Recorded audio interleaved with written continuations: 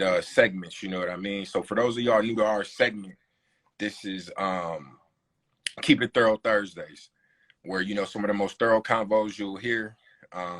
We give it to you straight. That's why we say keep it thorough, no bullshit.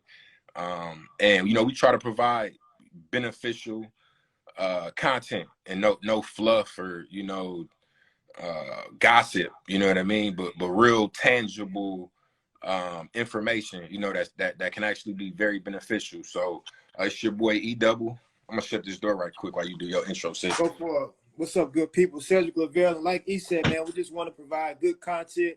We're going to cover, obviously, an array of different topics that'll provide some new ideas, different concepts to just add benefit and, you know, knowledge, impact, and thought. So with episode 19, Influences of Fatherhood, this is one where Eric and I really have had some personal conversations about our upbringing, things that we experienced growing up as young men, things that we do now as fathers, and man, it was really really a personal or emotional type of conversation, you know, because a lot of things that has transpired in our past has significantly had an influence on what we do today and how we carry ourselves now as men, as Black men, as fathers to boys,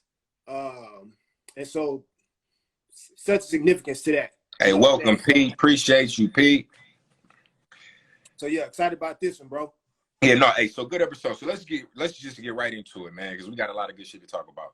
So we gonna start this segment off basically talking about our personal experiences with you know, our fathers, or like who we, you know, what our situations was like with our fathers, and, you know, kind of how we were raised and brought up. So basically I'll start first. So I didn't really have a father figure in my life initially, and then I have two younger sisters, and they have the same dad. My mom married their dad. He was around, but wasn't a very good role model. You know what I mean? You know, he was in the streets, you know what I mean, did his thing. And they got divorced. And so Michael, who at the time I thought was my dad, he was locked up for a good portion of my life. You know, we talked occasionally. He was kind of in and out, you know, what wasn't very consistent. So, you know, just growing up, I was having this conversation with Sid. People in our age group, it was more common for your father not to be around than for your father to be around. So like when we would have football games, basketball games, and all that type of stuff, the ones whose fathers were there, we was like, oh, damn, like that, you know what I mean? We were surprised, which if you think about it in hindsight, that's really kind of crazy, right? That like that was not, that it was normal not to have a father, you know what I'm saying? But anyway, so the person that I thought was my father, and I'm gonna get to that in a minute, he was, you know, very inconsistent. You know, I would see him, you know, maybe once every couple years, like once he got out of jail, things like that.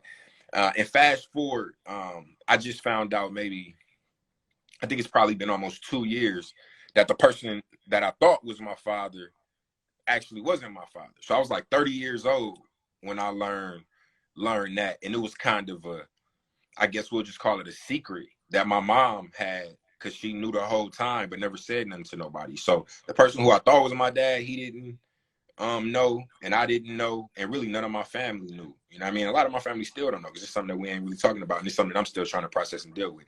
But anyway, I said all that to say this. Having a father figure and positive male role model in your life is extremely important. You know, you having somebody to look up to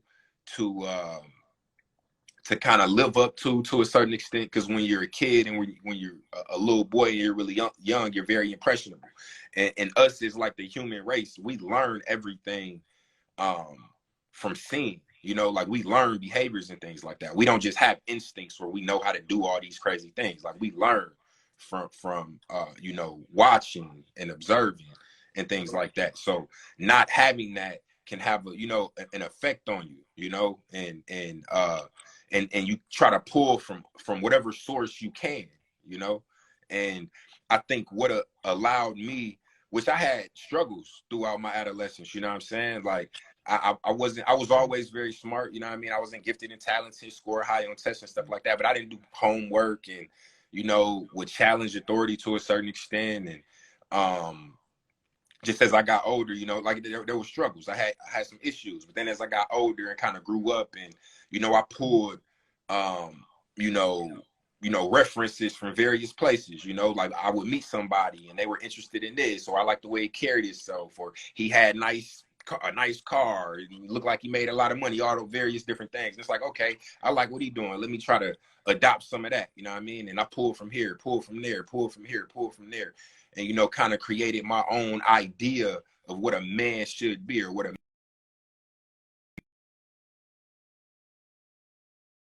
there we go. So yeah, that's really my experiences growing up.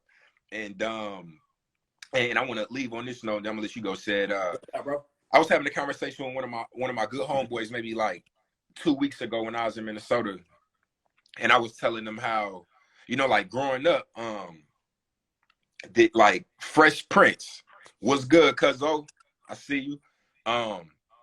Fresh Prince, like Uncle Phil. J. Cole said in the song, I don't remember the line, I'm paraphrasing it, but he said something about, you know, Uncle Phil being the only father that he ever knew. You know what I'm saying? And I told my homeboy Joff, I'm like, you know, that was some real shit. You know what I'm saying? Because like growing up, you know, we watched shows, and those shows definitely played a role and an impact on us growing up. You know what I mean? And like we don't realize it. And my homeboy Joff pointed out, like, it just shows the importance of us controlling our narrative. You know what I'm saying? In terms of how we're portrayed in movies and TV shows, and, you know, various different mediums, you know, that we're presenting to kids and children, that helps to form their ideas and thoughts of what a positive Black man, or a positive man, or a father should be. You know what I'm saying? So So, that kind of sparked the idea for this episode. But I'm gonna go ahead and let you touch on it, Set, that we can get into the meat of the content. no doubt. So for me, I would say my parents were together uh, between 8 or 10, maybe 10. I want to say 10. Could be wrong, but I think I'm right. But they were together until I was maybe around 10 years old. But after they divorced, and you know, they went their separate ways, my mom, you know what I'm saying, took on the role of raising my brother and I, and then eventually when my sister came along, raising my sister. And, you know, like I told you, man, in my childhood and early years, I don't remember a significant amount of things. There may be like really small bits and pieces of certain things that I remember, but as far as what I believe I could have had, I don't feel like I did. You know what I'm saying? As far as that relationship and that ideal household as it relates to being raised in a home with two parents.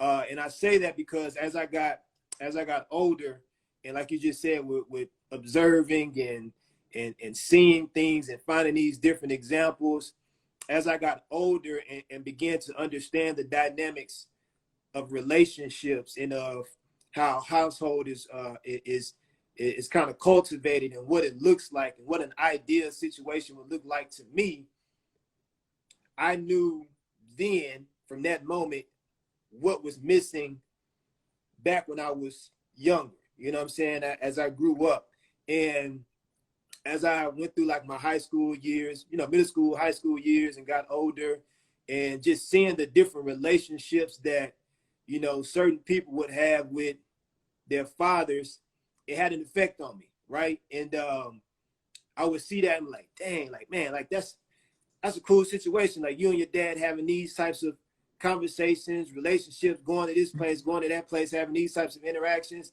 You know, I had a good, well, I don't say a good, more like a brother to me, but one of my closest friends, Trevon, we went to high school together, and we also went to college together for a period of time, and we graduated together and everything. But my family, his family was close, and he and I was super close. You know what I'm saying? And so his dad became a real father figure to me.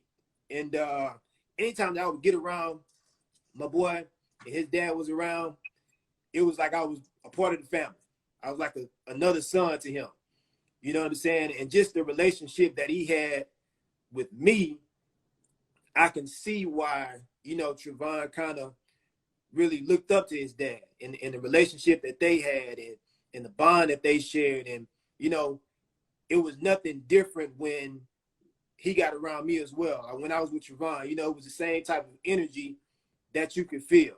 And then obviously, you know, as you see other people in their relationships and things that go on, you know, you kind of look at those things and like, dang, like, what was the difference back then? You know what I'm saying? It's like what caused me to kind of feel this way or feel that I didn't get the adequate amount of attention or needs Or as a child growing time. up, or Yeah. time. You know what Yeah. I'm saying? Like what was it in that situation? And obviously, you know, you can't analyze everything unless you ask questions and you go digging and stuff like that. And sometimes as you get older, it's like you just chalk it up and like, you know, I'm just gonna leave that where it is and I'm gonna focus on moving forward. But you know, that was pretty much my upbringing, you know what I mean, and my experience growing up. Now, don't get me wrong, like, you know, I can pick up the phone and call my dad now, and I'm blessed to know who my dad is and at least have an opportunity to reach out and call if I need something.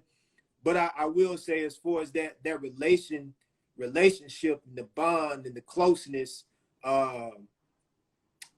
just comparing it to what I've seen and what I experienced now in my own household with my son, you know, it's definitely a significant difference.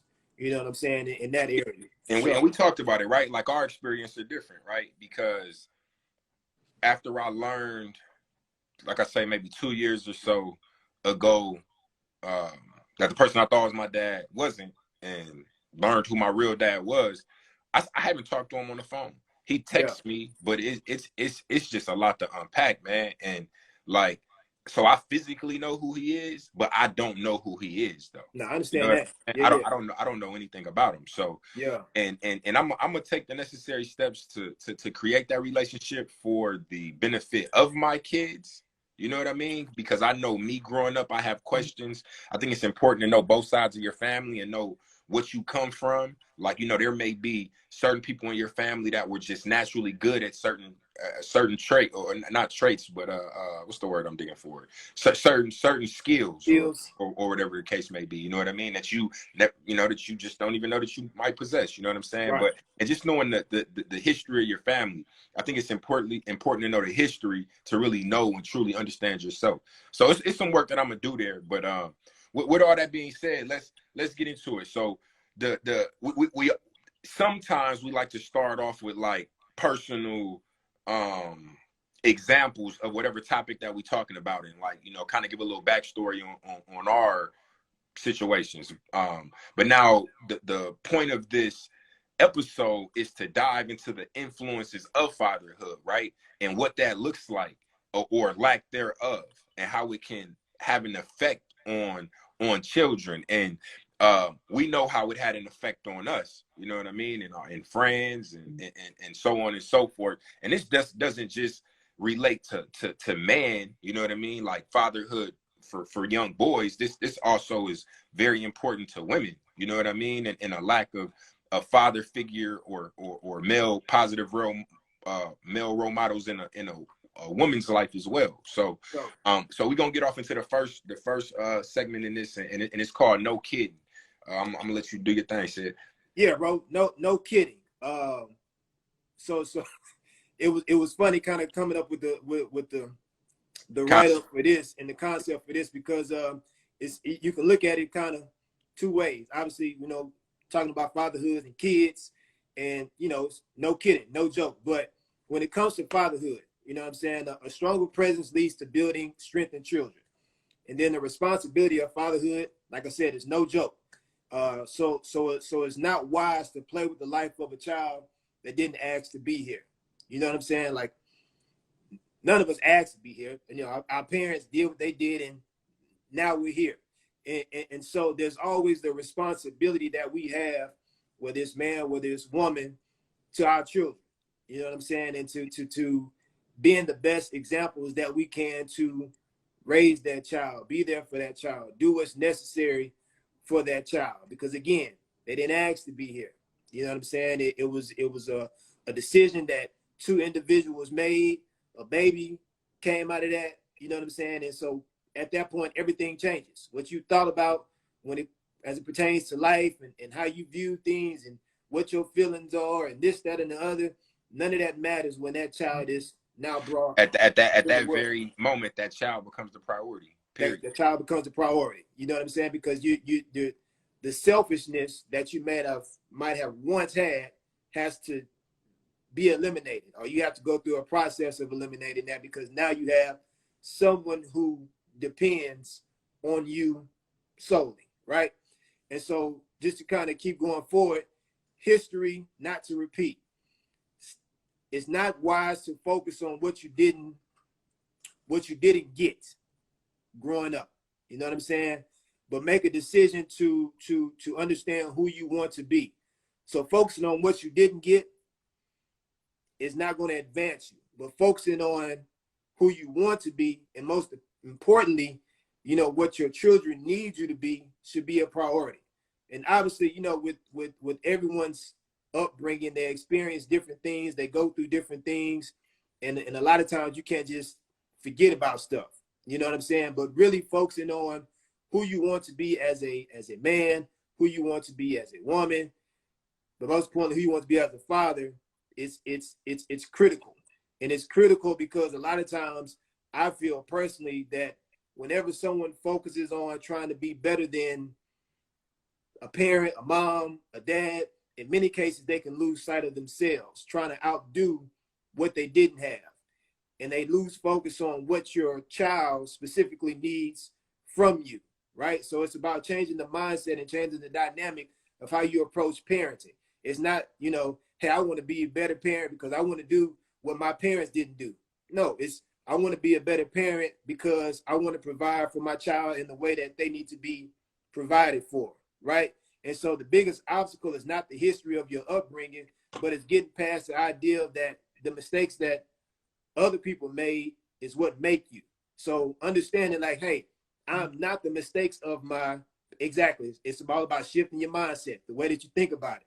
So, you know, I'm not the mistakes of my mom, or I'm not the mistakes of my dad.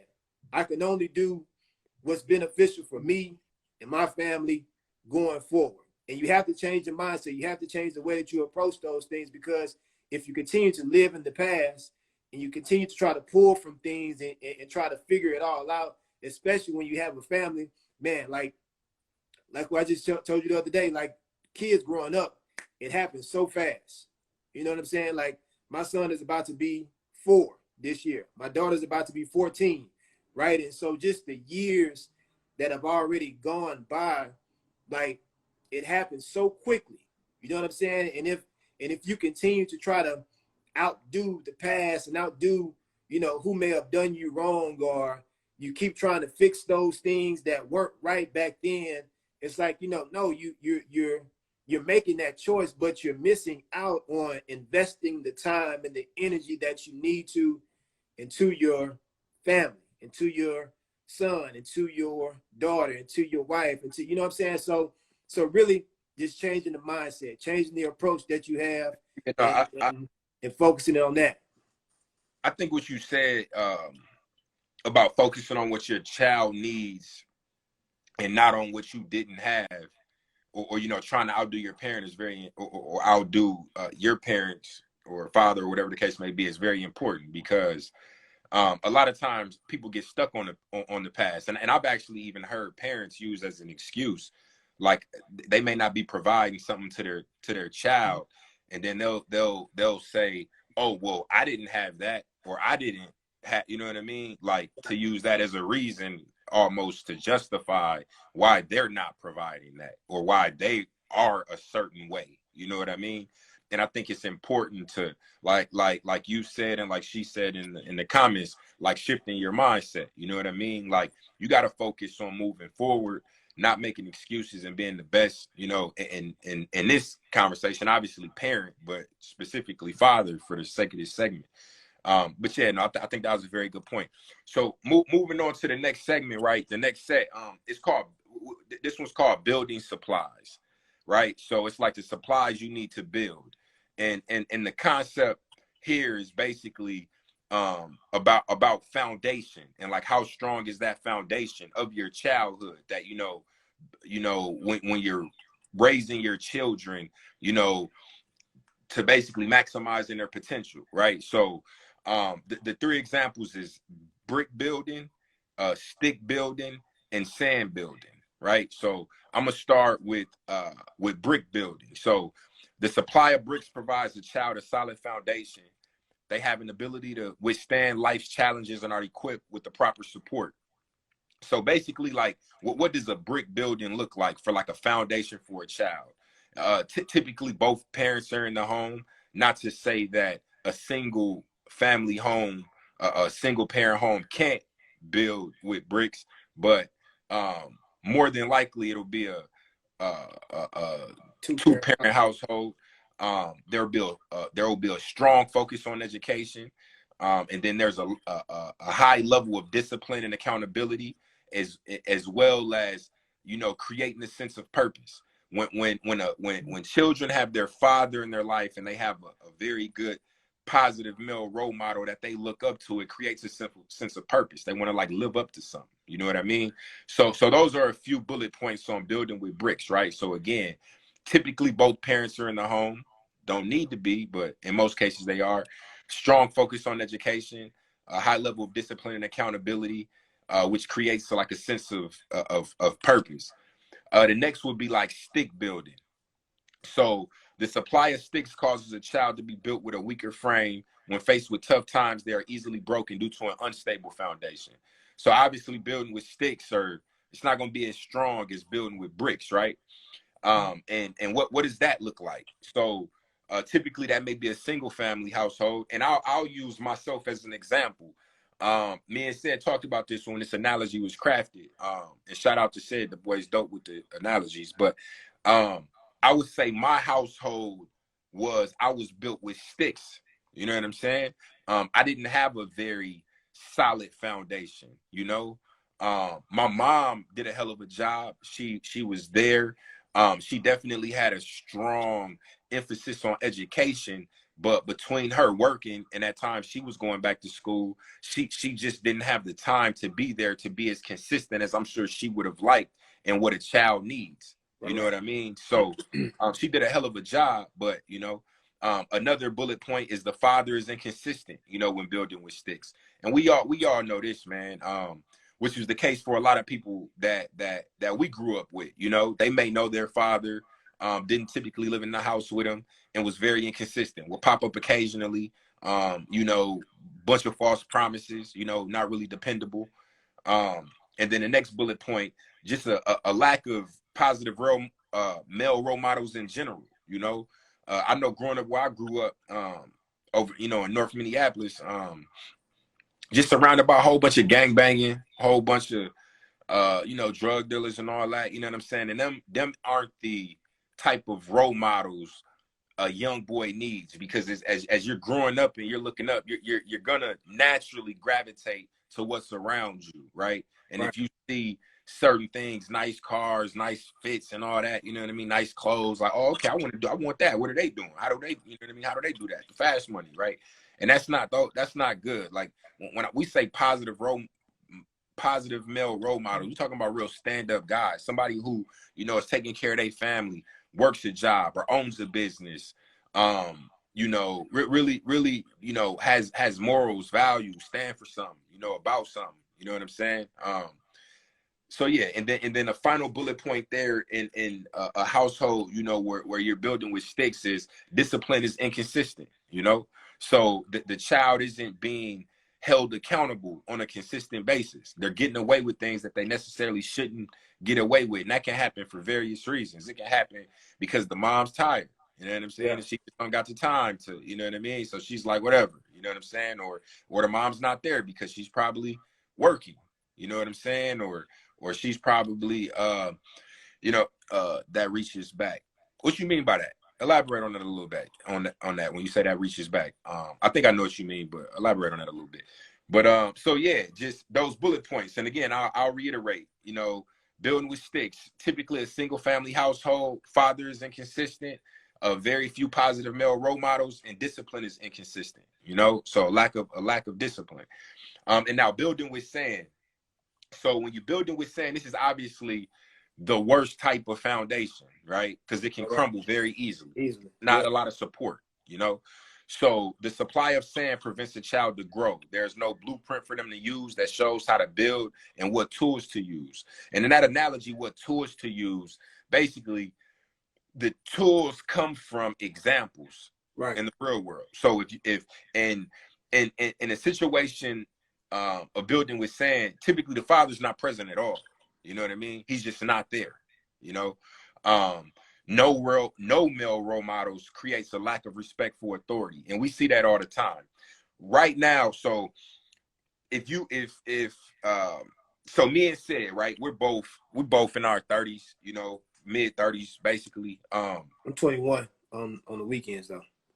I was saying I'm 21 for like the 14th time or some shit like that. I can't remember. I got you, dog. But anyway, let me see. I want to read what she wrote. Stand up, man and woman also include reaching back to help others transform. No doubt. Oh, 1,000%. I agree with you 1,000%.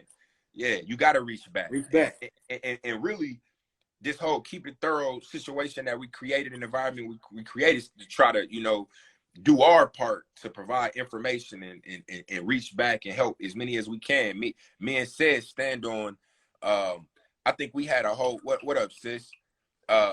Me and Sid had a whole viewpoint. I said if I was to define the purpose of life in summary, which my definition changes as I grow and learn more things. But if I was to define the purpose of life, it's to learn as much as you can and share that information. Exactly. You know what I mean? It's that. Everything you can and share everything everything that you can. And by doing that, you help everybody around you grow and become better people, individuals, better community, build community, all of those important things. But to go back to the point of building with sand, so yeah, father not present at all, no male role models, creates a lack of respect for authority. And the point that I was making around lack of respect for authority. So me and Sid are both in like our mid 30s, and people, I would say the older millennials, and I typically like to even put a year on it, those who graduated in about 2005 and later, we come from a different generation, man. There was like a sense of respect for my bad, I said 2005, like 2006, 2007, and before that 2007 and that, yeah, and before that, right? So but there was a sense of respect, like we respected our elders, even if it, I didn't even have to know the lady. If she was an older lady and she walking through, I'm gonna open the door for her. She need help, yes ma'am, yes sir. There was just like a sense of respect, whereas like these kids now, we're dealing with a lot of kids that are coming of age that are 18, 19 in their early 20s that grew up in these very dysfunctional households where there was no fathers, and there's a huge lack of respect for authority, and there's no structure and organization.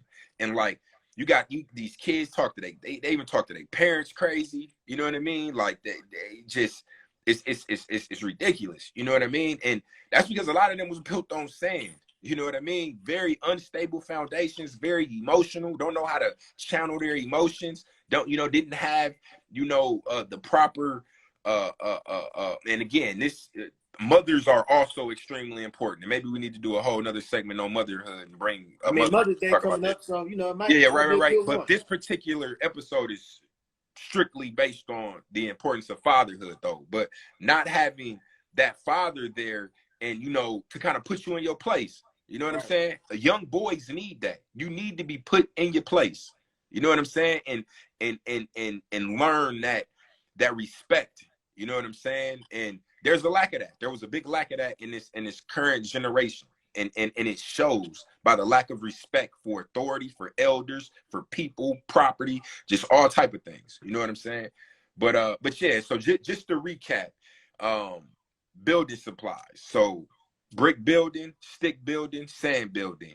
Brick building basically is a good household. You know, typically both parents, strong focus on education, discipline, accountability, which creates a sense of purpose. Stick building, typically a single family household, could be a two-parent household where they're, you know, it's very shaky for those parents. They're not, you know, in the greatest Great space in the or greatest best space or so, relationship. you know. But fathers typically inconsistent, very few male role models, and discipline is inconsistent. And then final, sand building, father typically is not present at all, no male role models, which creates that lack of authority, a respect for authority, and then typically easily influenced, and you know, just, you know, no structure really, you know. So that kind of sums up the building supplies, which will we'll move on to the, you know, the little final segment, which is paving the way.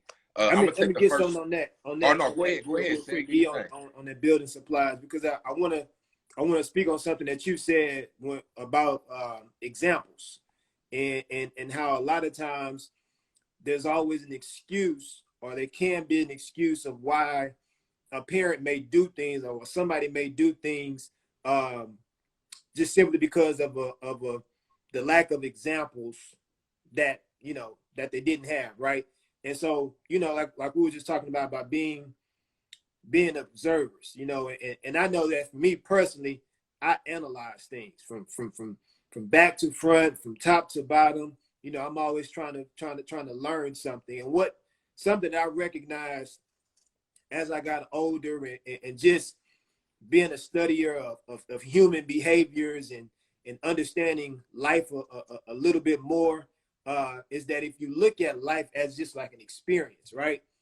And with that experience, you try to learn something at every corner, at every moment of your day. You know what I'm saying? If you're a lifelong learner, if you're walking with purpose, and you're really wanting to understand, like, what's your purpose? Why are you here? You know, you're always having a forward thinking mindset, but you're always having a growth mindset and wanting to grow, right? And so with that understanding, when you become a parent, uh, you have a growth mindset, and so you're wanting to look for ways and look for things to better yourself, but also better the environment that your child is in, or at least you should want to. And so a lot of times when people make these excuses about what they didn't have, or they have these reasons why they may approach certain things a certain way, I just personally feel like when you get to a certain age, and when you have children, and you take on that responsibility, it's now about forward movement. It's now about forward thinking. It's now about taking the opportunities that you have now and investing your time in building something for yourself and for your child. You know, creating your own example, creating your own narrative, creating your own story, not living, like I said, in the past mistakes of your parents, or focusing on who didn't do this and who didn't do what, but really taking that emphasis and taking the importance of now. Like, understand, okay, I understand I didn't have this. I didn't, you know, get this information growing up. I'm not going to allow that to be my current. So this is how I'm going to move forward. These are the decisions that I'm going to make. These are the steps that I'm going to take in order to better myself, but also better my children, right? And I say this, you know, in a lot of my lives, about being beneficial. And it's important to understand, when you're being beneficial, you're improving the value of yourself for the purpose of improving someone else's, whether that's a child or whether it's somebody that's older. But understanding that idea, like, hey, I'm going to grow, I'm going to better myself because I want to learn and I want to be better for me, but I also want to be better for my child as well too, right? So just the lack of examples, I understand, you know, that definitely has a significant impact, right? You know, but if you're continuously having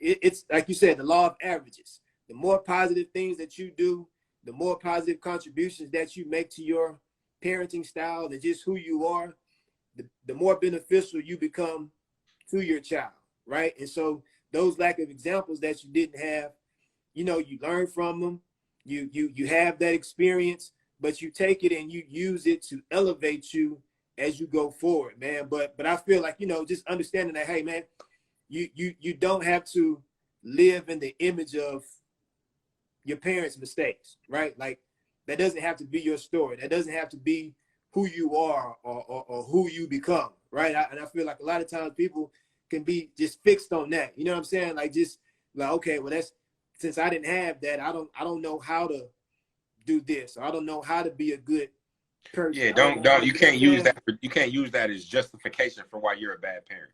Yeah, Like just period. Like you got to learn and grow and take the necessary steps, do the necessary work to improve yourself, and you know, take accountability because you know, you have to for the sake of your children, for your kids, you know. absolutely. Yeah, no, 100%. All right, so cool. So moving on to the final segment, paving the way. Um, which yeah, so paving the way and like taking steps in the right direction. So I'm gonna take on the first two, saying and let you do the second two. So be an example, not a distraction. Add value with positive actions and not creating negative attention. I think that kind of speaks for itself, you know. Um, be an example for your children and not a distraction. Which I think most parents' natural gut instinct is to never steer their child wrong, right? But with that being said, if you haven't done the necessary work on yourself to continue to improve and be a better person and you know, look for examples for yourself to follow in ways to improve, then you can't be that for your child. You know what I mean? Like if you have bad habits and bad, you know, ways, those will naturally pass on to your child. Um, so you know, with adding value with positive actions and do not create negative attention, like I'm gonna just keep it real. Like there's some parents that are extremely messy and are always in the drama and doing certain things that are non-productive, Yeah, you know. And by you doing that and your children seeing that, they're naturally going to pick up on some of them same behaviors, you know, whereas if they grew up in a household where their father, you know, again, we're focusing on fathers here, mothers matter too. I'm gonna keep saying that. But if their father is, you know, working out, eating healthy, you know, working hard, owns his own business, you know, is a man of his word. When he says something, he's going to do something. stand on principles and Like standards. the child is going to adopt those same types of things, you know, like you have to set a really good example for them to follow. You got to lead by example. So be an example, not a distraction. Next up, be willing to listen and to learn. Fathering is not a one size fits all. Be willing to adjust your approach and make changes when needed. I'm gonna give an example of that, right? Which is a silly example, but good example. So be willing to listen and learn. We can learn from anybody, first and foremost. I don't care how old you are. You can be 200 years old, which obviously I know nobody lived that long. You can be 200 years old and you still can learn something from somebody, right? 200. Right. Yeah, But with that being said, we can learn from our children regardless of age. absolutely. I got a 3-year-old and a 10-month-old. Well, now 11-month-old today, just turned 11 months today. And I'm learning things from them, learning things about myself, about my patience. But earlier today, so Jace gets home, and I guess they started to give him lollipops at the end of the day, I guess, for having a good day or whatever. So he gets home and he's eating his little lollipop. And then he finishes, comes in the house, and then his mom got him trained to this situation where she always gives him a snack when he gets home. So me, I'm like, no, you already had a snack. And he's like, no, I didn't. He's like, I had a treat. I had a treat. And I'm like, no, snack and treat is the same thing. He's like, no, it's not. No, it's not. Snack and treat is not the same thing. No, no. And I'm sitting here like arguing with the little dude. Like, no, you already had a treat, a snack. You already need another one. So then his mom walks out the room and she's like, I actually agree with him. And I'm like, what you mean? Like, it's just like, well, no, like she was like, I think of a snack as, you know, kind of like an in-between little meal, you know what I mean? It's not necessarily a treat, you know what I mean? Like, Yeah. whereas a treat is, you know, something sweet, something, you know what I mean? Like, you know, like that, like fruit snacks or candy or something. Right. I'm like, oh, okay. So I had to go over to Chase. I'm like, well, all right, my man, you can have a snack. You know what I mean? Go get you. My bad. Don't you know, let me. you know Don't what I'm let me saying? accuse Like, you. go. You know what I mean? Go. And, no, but for real, he really stood on it and was like, nah, dude, no, I do not need a I snack. ain't had You know my what I'm snack. saying? Like, I need my little protein bar, my little, you know what I mean? Yeah. Whatever. That's not a treat. I had a treat, not a snack. Jay So you said, know what I mean? get me. But little, you know what I mean, little simple things, and I really had to go look it up. Like, what's the definition of attractiveness? You know what I mean? And a treat, you know what I'm saying? I'm like, Yeah. in my house, it was the same thing. You know Yeah. what I'm saying? Like, but we was wrong. Again, I was wrong. It's not the same thing. Yeah. Like It's two different things. a snack can be like something of nutritional value. You know what I mean? It's not a treat. But anyway, very, very, very small, silly example, right? But be willing to listen and to learn. Be open. You're not always right. We're not always right. And when somebody presents something to you and they, you know, are strong, convincing, and it makes sense, like, oh, that could be right. You know what I mean? Do the research and see, you know, and admit when you're wrong, Right. which is extremely important. Because I didn't have that growing up. It was very Accountability. hard for my mother to admit when she was wrong. Okay. And like, I make damn sure to admit to my children when I'm wrong. Okay. I make damn sure. So Jace won't have that problem. And Right. if he's wrong, he can admit that he's wrong. Okay. And that does not make you a better person. I mean, a bad person or a worse person. Yeah. It makes you a better Better person person, for sure. because you can learn and you can grow and move on. If you're wrong about something and another person knows you're wrong, but they're not at a point where they feel comfortable enough to call you out, they're going to look at you a certain way, right, knowing that you're wrong. Whereas if you just address it, they're going to respect you. Correct. And move on from it. Everybody going to forget about it. It don't even matter no more. But admit when you're wrong. But yeah, so be willing to listen and to learn. We can learn from anyone and everyone. You know what I mean? There's to be learned. Even from a bum on the streets, you can learn from. You know what I mean? Exactly. But I'm going to go ahead and let you take the last two, Sam. I want to touch on what you just said about the continue the cycle. Yep, you can either continue the cycle or break the cycle. 1,000%. That's a good one. That's a good one right there. But be willing to listen and to learn. But something that I've recognized with that pertaining to listening and to learning is, like I said, no, parenting or just fathering it's not a one size fits all, right? And every child is different. You know what I'm saying? Like, you can have two kids growing up in the same household, and you got to treat each one of them differently. You love them the same. Man, my two boys are opposites. But they may need a different type of nurturing. They may need a different type of attention, right? And you can discipline one way, and the other one may respond more effectively to another way. You know what I'm saying? And really just being an observer of your children is such a significant component to properly parenting or properly fathering.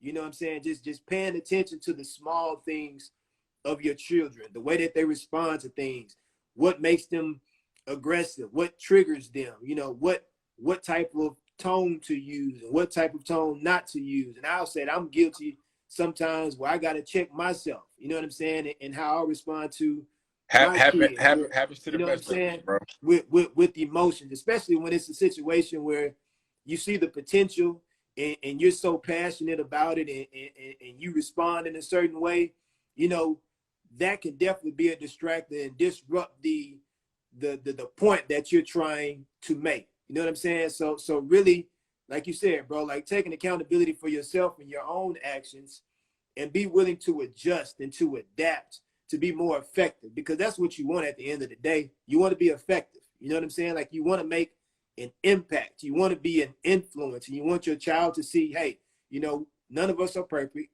We all make mistakes. We're all growing. We're all going to grow together.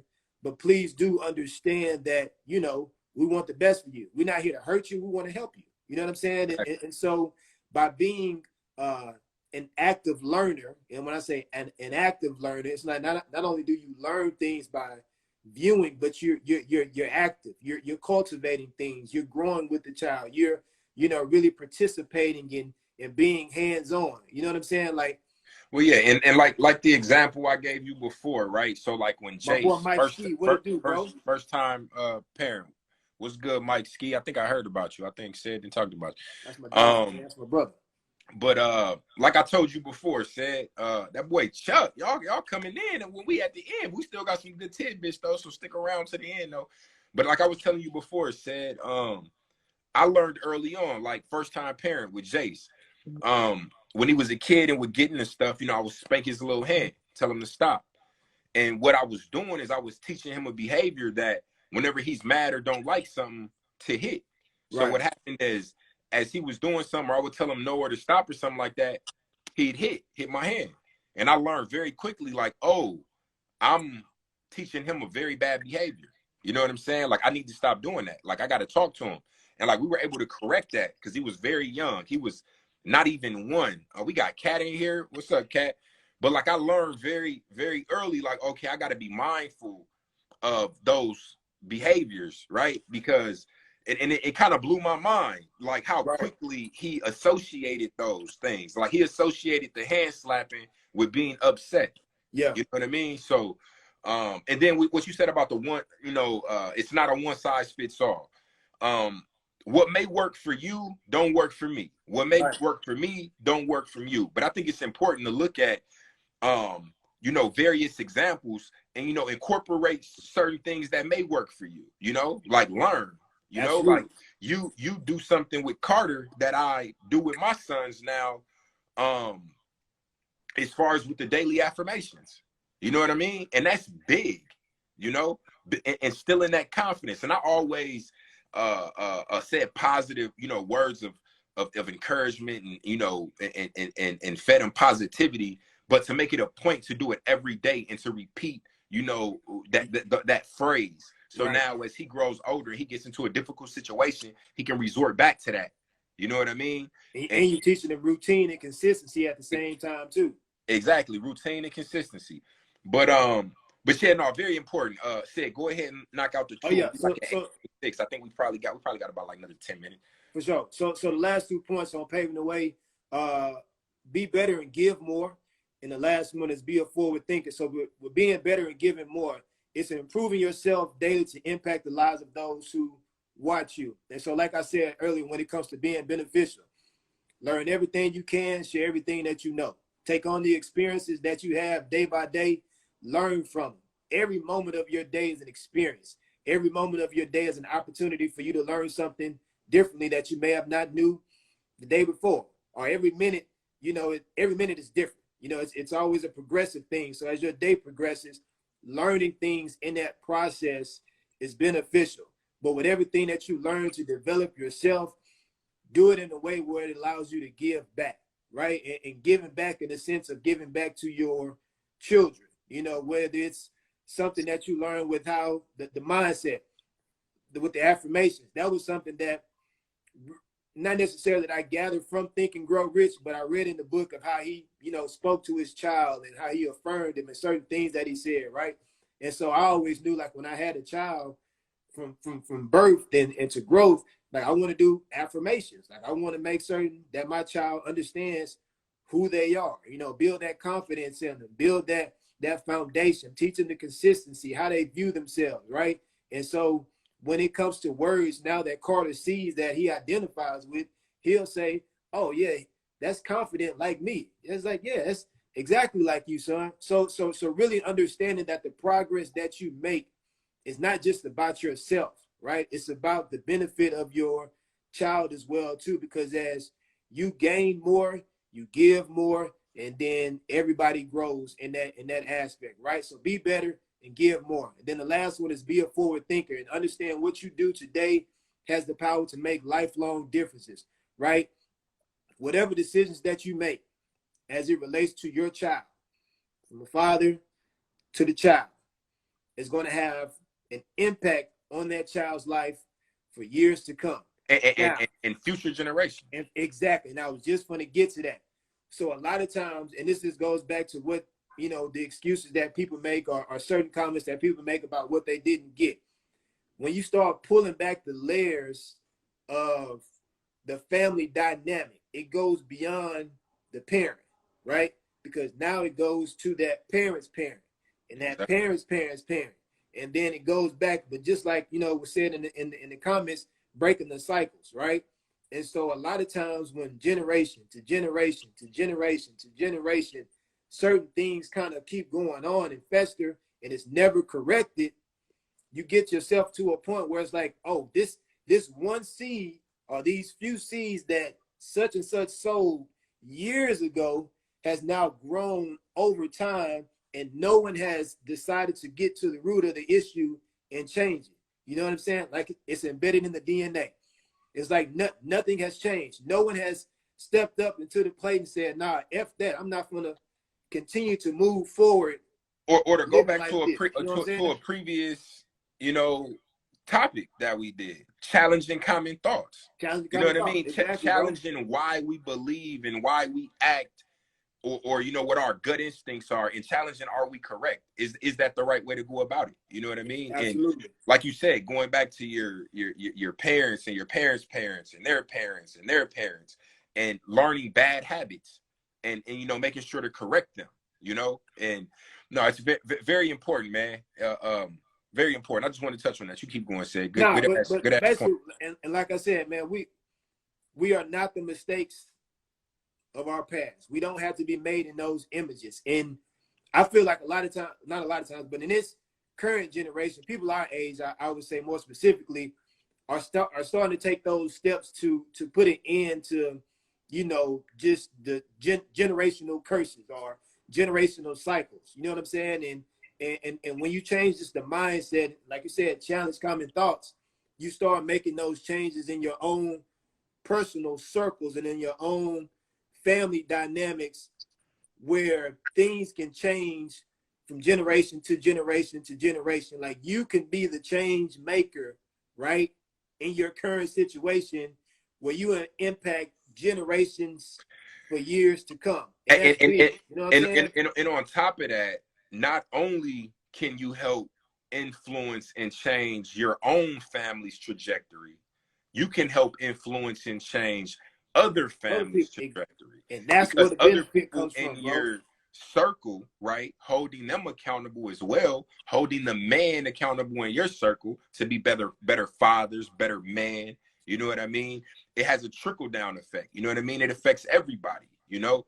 So yeah, no, it's extremely important, man.